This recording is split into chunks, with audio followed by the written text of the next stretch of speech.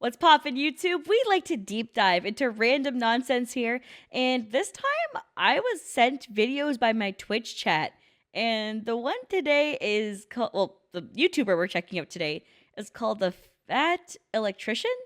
So, I don't know. We're just gonna head straight into it. Before we get started, hit the like button, hit the subscribe button, leave a comment down below to feed the algorithm quads.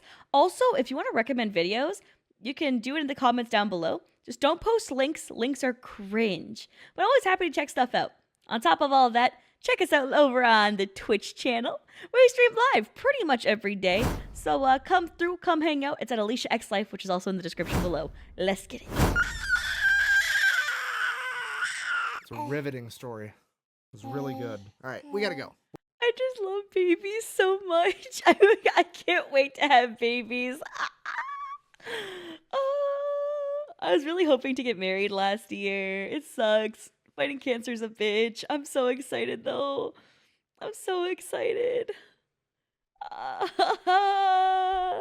probably gonna start fertility treatment in about a year and a half. Is the hope. If I beat cancer, if I don't beat cancer, then massive L. GG's go next. But if I beat cancer, then then yeah. I just get so happy seeing babies because I want one so bad. I'm so excited. Okay, sorry. I gotta tell the internet about the guy I named you after, okay? You gotta go hang out with mom now. Today we're talking about the most gangster politician in American history. Ladies and gentlemen, Cassius Marcellus Clay, aka... Did you name your child after Cassius Clay? I'm sorry. Is that what he's implying? the Lion of Whitehall. Whitehall being his family home that he grew up in Kentucky as the son of one of the richest slave owners in all of America. While going to college at Yale to become a lawyer, he would attend a speech from a famous abolitionist by the name of William Lloyd Garrison, and that speech would change the entire trajectory of Cassius Clay's life as... Is this motherfucker speaking in 1.5 speed? Holy shit! I'm so used to YouTubers who stretch out their content and talk slow as a bitch, right? Because they try to stretch their timer to add as many mid-roll ads as they can. Goated.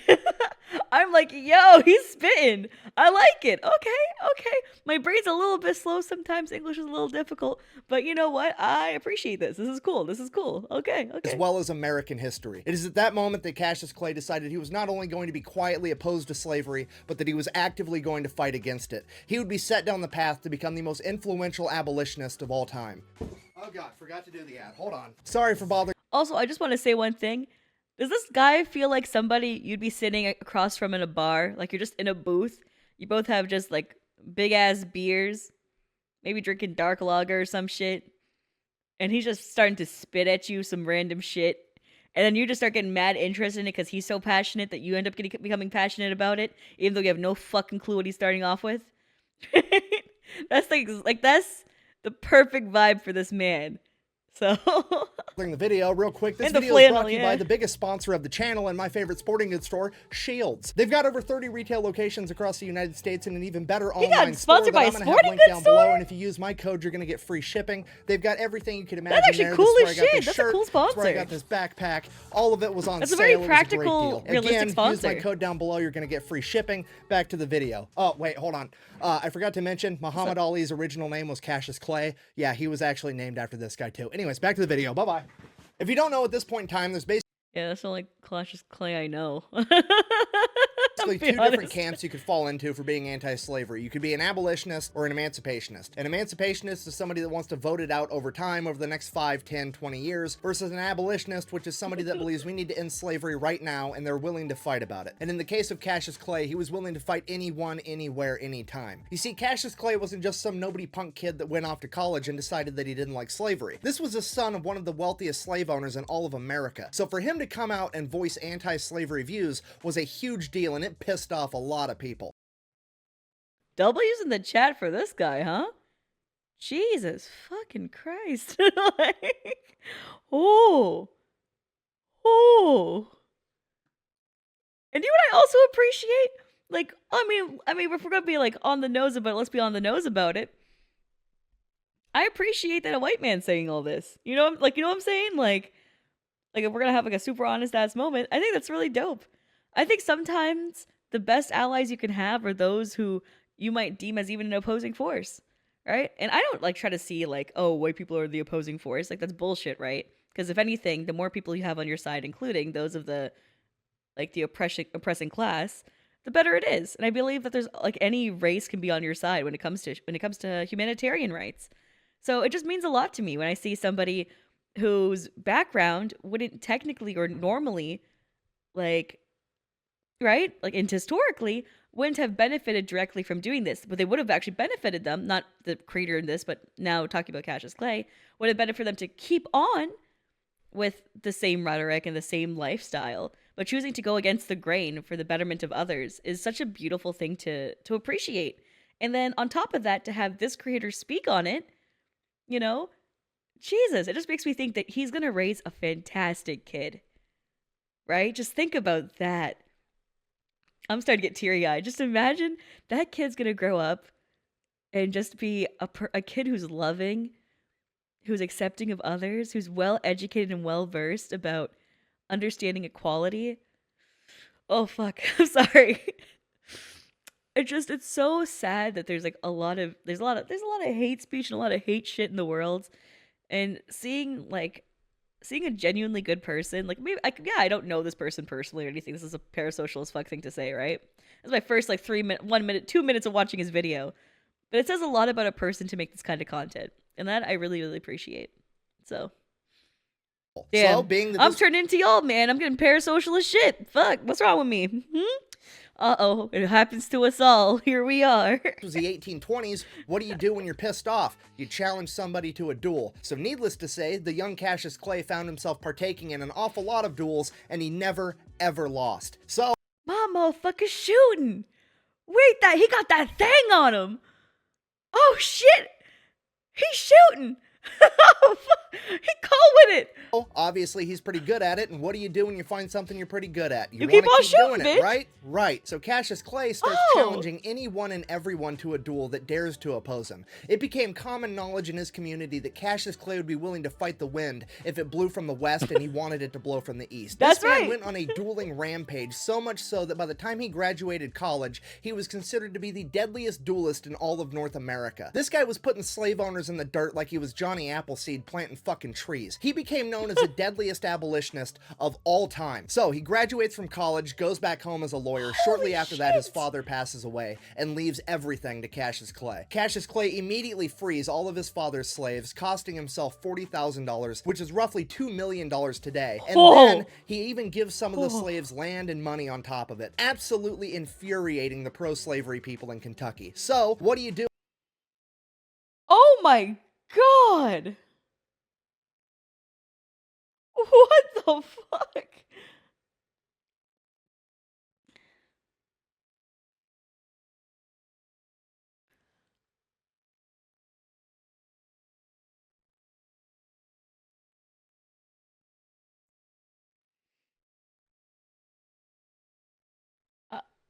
Sorry, someone wrote a paragraph. I'm trying to decide if I want to read it or not.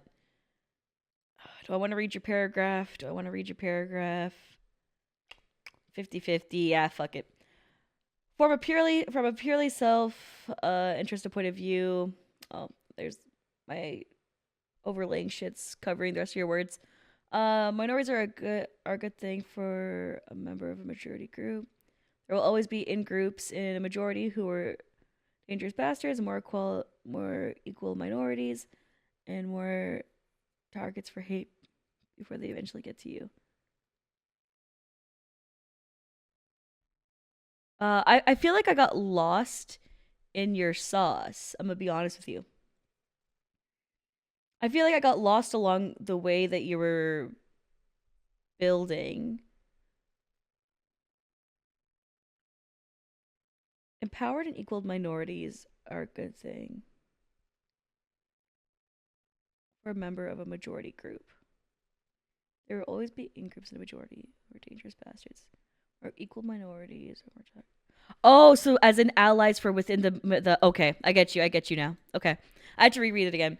Okay, now I see your point, because you're saying that from a perspective of if you're in the majority itself, then those who are empowered minorities, if there's people within the majority that are like hateful, then those who are equal power minorities can side with those who are not the bastards and be able to make change. Yeah, no, I see you. Mm-hmm. Oh man, discourse. I love discussion. I mean, that's what I meant to say. When half the local population hates your guts. You run for public office, and that's exactly what Cassius Clay did. He served in the Kentucky State Legislature from 1835 to 1841, and then finally lost his re-election, to which the pro-slavery crowd breathed a huge sigh of relief because they finally defeated Cassius Clay, or so they thought. Clay immediately starts traveling the country giving... Imagine, he immediately started dueling again. This motherfucker turned into Yu-Gi-Oh! And said, it's time to duel. Imagine. And instead of being an elected official, he started shooting motherfuckers again. The dream.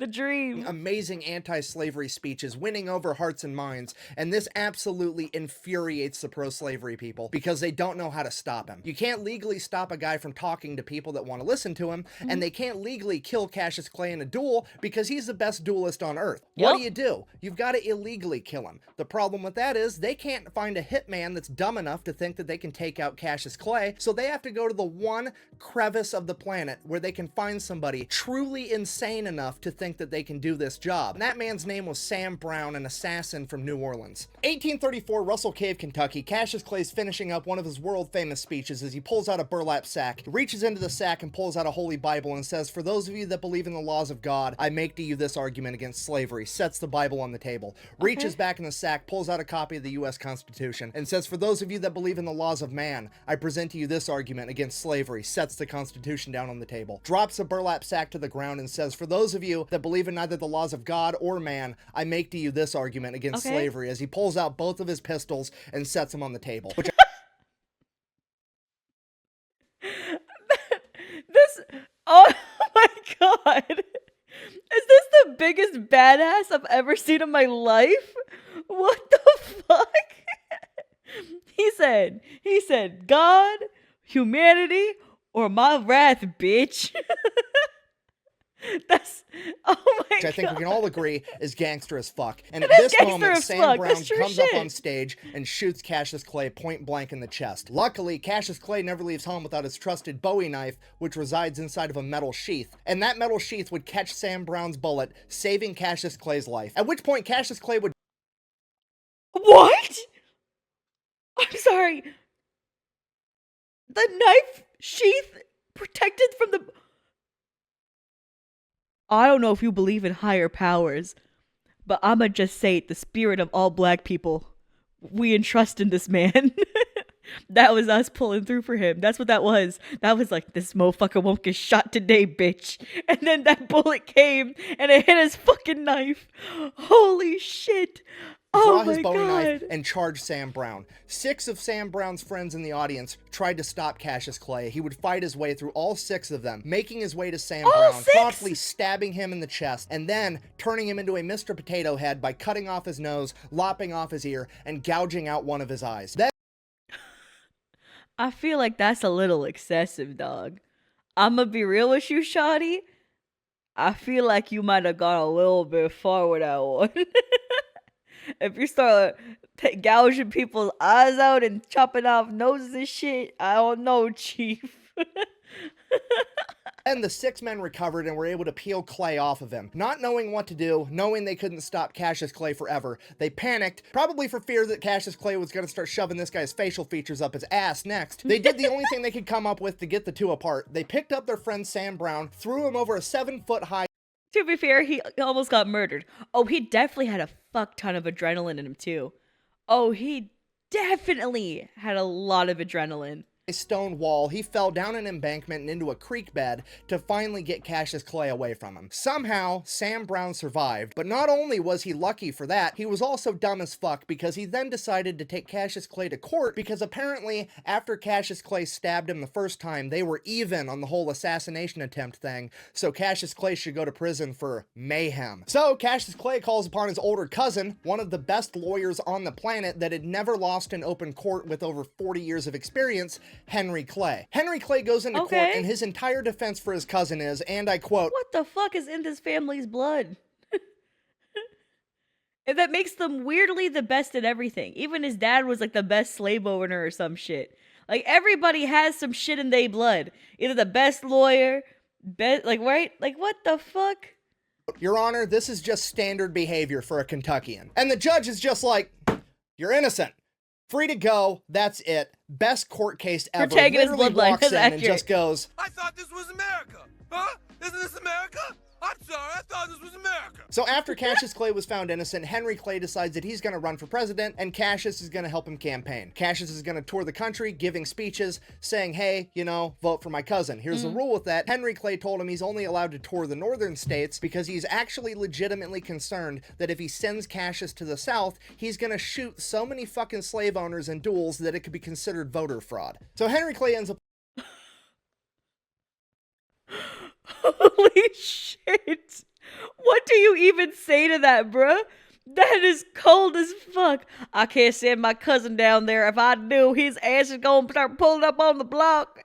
I don't know, fella. If he goes down south, that shit gonna hit. Did you see what he did with the other Mr. Potato Head ass? That wasn't even with a duel.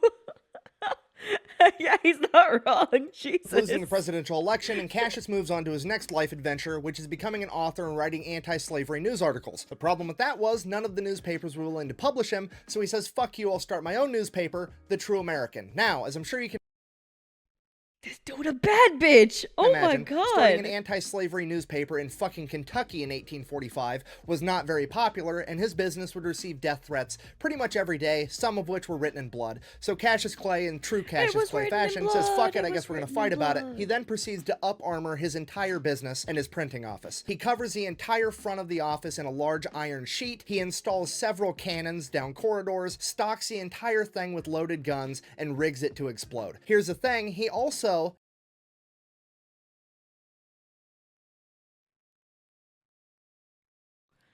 he's a wily coyote ass motherfucker, for real.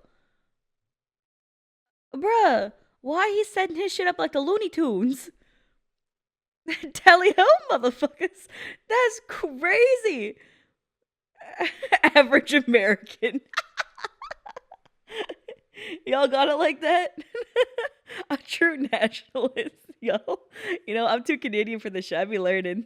Doesn't expect his employees to fight to the death for him, so he installs an escape hatch and instructs them to escape if anything goes down, because he's going to fight the entire mob by himself. How's he going to do that? As soon as you walk in the only door to get into that printing office, you find yourself in a long, narrow corridor with iron on each side, just wide enough for a single man to get through. Cassius Clay is going to stand in that narrow corridor and fight the entire mob one man at a time. Literally the mentality of, if you have a problem, take a number, I'll kill you in a minute. This man Holy fuck. That's crazy. He treated that shit like he's in a fighting game lobby. And he goes, wait your turn. Wait your turn. I gotta go beat this person's ass. created the entire battle of fucking Thermopylae with 300 Spartans, except he's gonna do it all by himself. If you think fucking with John Wick's dog is a bad idea, the last thing you want to do is fuck with Cassius Clay's printing press, because this man is determined to defend the freedom of speech with the right to bear arms at any cost. Obviously, this escalates to Cassius Clay defeating an entire mob single-handedly. Right? Wrong. The mob, being full of, you know, super brave pro-slavery men that know they're doing the right thing, do the honorable brave thing and wait till Cassius Clay is bedridden with typhoid fever, so they know he isn't going to show up. They show up to his business at night and burn the place to the ground. What bitch-ass behavior. Man. Bitch-ass behavior. Because they're a bunch of fucking bitches. Now... Yo, wait. Whoa. Oh my god.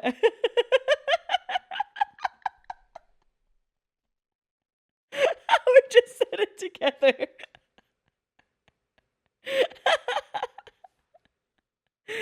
W. We on the same page for real.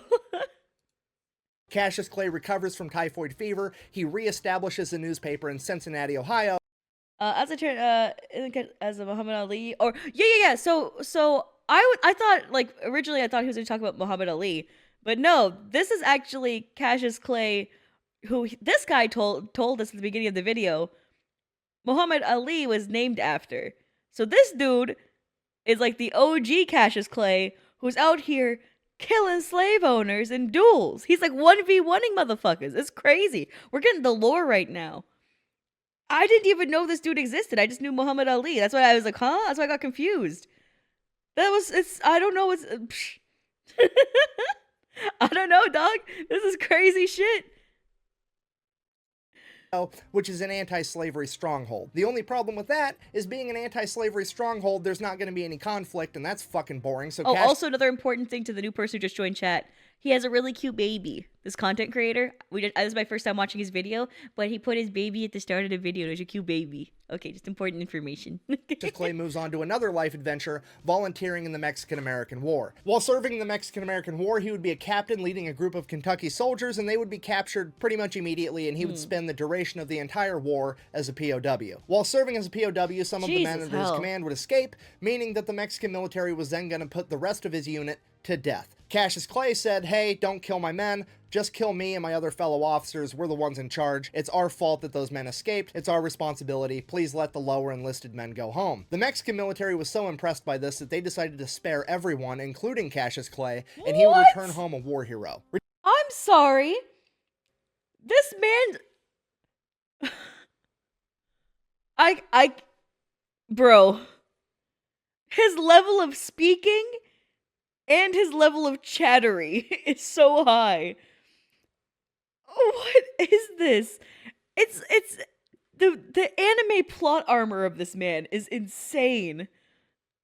Like, oh my god. Returning home from the war in 1848, he didn't really know what to do, so he starts giving his famous speeches again, this time leveraging his newfound title as a war hero. So obviously it doesn't take long for him to piss everybody off. He faces yet another assassination attempt. This time, 6 brothers from a wealthy slave-owning family show up, the Turner brothers. They show up with clubs and knives and guns, like Timmy Turner? And they beat the living shit out of Cassius Clay with the clubs. They stabbed him multiple times. Cassius Clay whips out his trusted Bowie knife, starts opening up these brothers like they're fucking Amazon packages, making his way to the lead brother and stabbing him an excessive amount of times. We don't know how many times, but we do know it was a lifetime supply. Killing the lead brother, ending the assassination attempt, Cassius Clay would fall to the ground, nearly dead, and this would be the closest anybody ever came to actually killing Cassius Clay. When he was asked about it later on in life, all he said was, I felt the utmost indignation, which translates to, I was fucking annoyed. This man almost died from an assassination.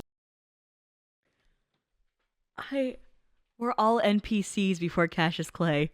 We're all NPCs. I just sit up. Okay, I'm sitting up. And he has the same attitude towards it that I have towards fucking fruit flies, okay? This dude is so metal, he deserves his own spot on the periodic table of elements. Cassius Clay then makes a full recovery from his injuries, starts giving his speeches again. 1853, he donates a large chunk of his land to John Fee, who uses it to found Berea College, the first co-educational and multiracial college in the South ever. Fast forward to 1860, Cassius Clay is giving speeches in Illinois where he meets a politician by the name of Abraham Lincoln, and they get along great. Cassius Clay is then slotted to be...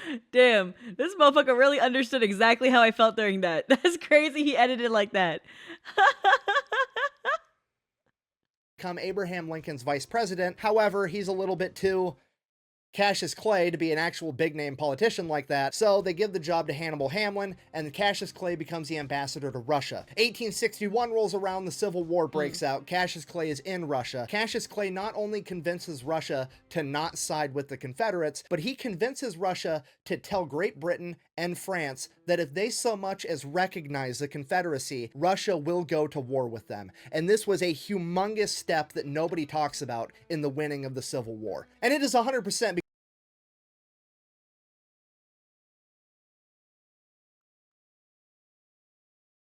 What? Is it... What?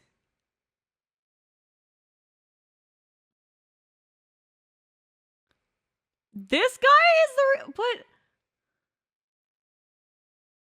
What the fuck? because of Cassius Clay. Fast forward to 1862. Abraham Lincoln wants to appoint Clay a major general in the Union Army. Cassius Clay publicly refuses the President of the United States, saying that he's not going to do it until the President signs the Emancipation Proclamation freeing the slaves of the South. Cassius Clay is literally the man that bullied Abraham Lincoln into prematurely signing the Emancipation Proclamation before he wanted to. And nobody talks about it. Fast forward again to 1865. The Union wins the Great American... What in the fuck? Dude, I didn't even know about that.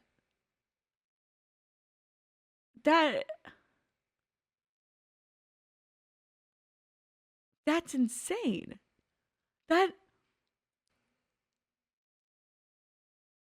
That bothers me not knowing about that. That's like, I'm glad I know now, but that's just, fuck. All right. American scrimmage, the slaves are freed. Cassius Clay has achieved his lifelong goal at the age of 55, bringing an end to slavery in the United States of America. Everything I learned about slavery, everything I learned about, like, literally anything was not inside school. I'm not surprised by any of that. It's just that when it came to, like, me reading, I still didn't even read it in the textbooks I got. Like, that's like one thing that my parents really raised me well for, was that they told me the education system's broken at a very young age. And what my dad used to do, even when I was in, like, primary and grade 1, like, all the way back then, was he would make these, like, little work booklets for me that he'd print off himself. And I would have to do those, like, every week. And I have to complete it by the end of the week. So, like, I was always way more advanced than everybody else. Not because I'm smarter, but because he was raising me to be smarter. And then that same, like, work ethic and the way that I was caused me to constantly keep reading and be obsessive because, like, I was bored. And it wasn't that I'm bored because I'm so naturally smart and talented. I wasn't. I don't think I was naturally smart and talented. I think that I was just really trained well and to be diverse with how I seek knowledge and my interest in knowledge, which I think is a big issue with a lot of kids and a lot of people growing up, is they do the bare minimum to, like, actually get work done. Because if you have natural intellect, you're just going to scrape by and do whatever you need to do, get good grades and move on. But you don't build a good knowledge foundation because the school systems are catering to a low common denominator. You don't end up actually having understanding of, like, oh, one thing that really helped me from one of the things that my dad taught me when I was really young was, he goes, where is the book you're reading from? When you're reading a textbook, where is it from? And that's when I started to learn about, like, Eurocentric views, like American-centric views, and understanding that when you're reading a textbook, even though teachers and schools teach you like you're reading fact, it's actually not fact. It's written in a way that is done from the perspective of those who are writing it. And then he's like, look at the source of the authors. There's usually like 10 authors per textbook. Like, research who you're learning from and understand if this should be taken critically or not. And that's how I developed, like, social, like, when it came to, like, media literacy. A lot of my media literacy is thanks to my father growing up, and not, like, actually because of school. School didn't teach me shit. So, yeah, like, that's the reason why it's like there's a lot of us who have a lot of gaps in our knowledge, especially because of school. But, you know, and that's why it makes me, like, really happy, and, like, that's one of the reasons why I got teary-eyed when it comes to, like, seeing someone like this be a father, because he's probably going to raise his kids similar to how I was raised, where it's like actually teaching them proper shit outside of just school.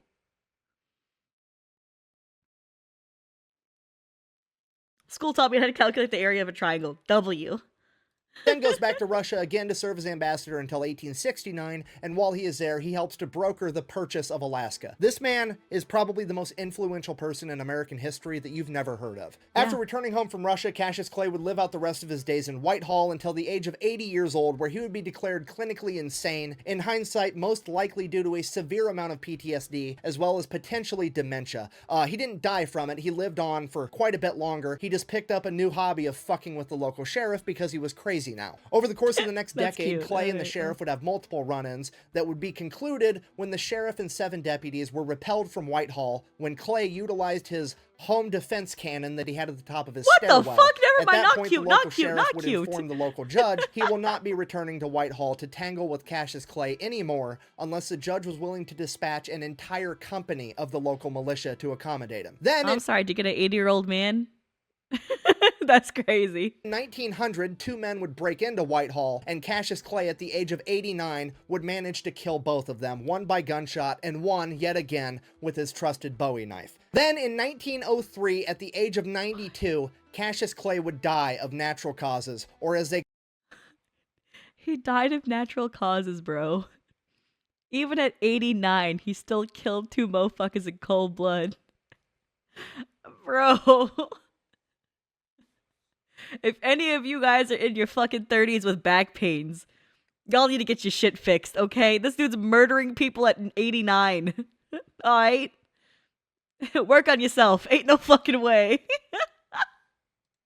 They called it back then general exhaustion, which is the most gangster way on the planet to go out. Literally just, I'm tired now. Peace. And then he General left. exhaustion, yep. Pretty tired. I think I'll go home now. In conclusion, when it comes to famous historical household Thanks, names, Forrest. there's always another man or woman lurking behind the scenes in the shadows that's deemed too rough around the edges to be in the spotlight, yet they contribute just as much, if not more, to the movement. These men and women are willing to do horrific things for terrific reasons, and when it came to Abraham Lincoln and the abolition of slavery, that man's name was Cassius Marcellus Clay, the most gangster politician in American history. Thanks for watching the video. Best way to support the channel is go buy some merch at thefatelectrician.com. Quack bang, out. That video was fantastic. Here's a link for you guys in chat to go check out the original. That was incredible. Holy shit. Like, talented. Like, we're talking about the creator now. Talented, charismatic, empathetic. Like, the way he builds narratives, fantastic. Like, well-researched. Jesus, what a dope-ass YouTuber. Like, oh my god, and he doesn't do the stupid I talk slowly thing when explaining things because I really need the mid-roll ads. Like, thank you. Thank you. Oh my god. Holy shit. Yeah, anyways, I'm gonna end the YouTube video here. Sorry, I was just lost in the sauce of how great this creator is. Original link to the videos in the description below. Please go support that channel. Like, right? I mean, obviously support this one too. Hit the subscribe button and shit. But yeah, no, seriously, go support the original video because this person's way too talented. I'm probably gonna go on a binge of him at some point here on this channel because, yeah, this is too good. All right, see you guys later. Bye.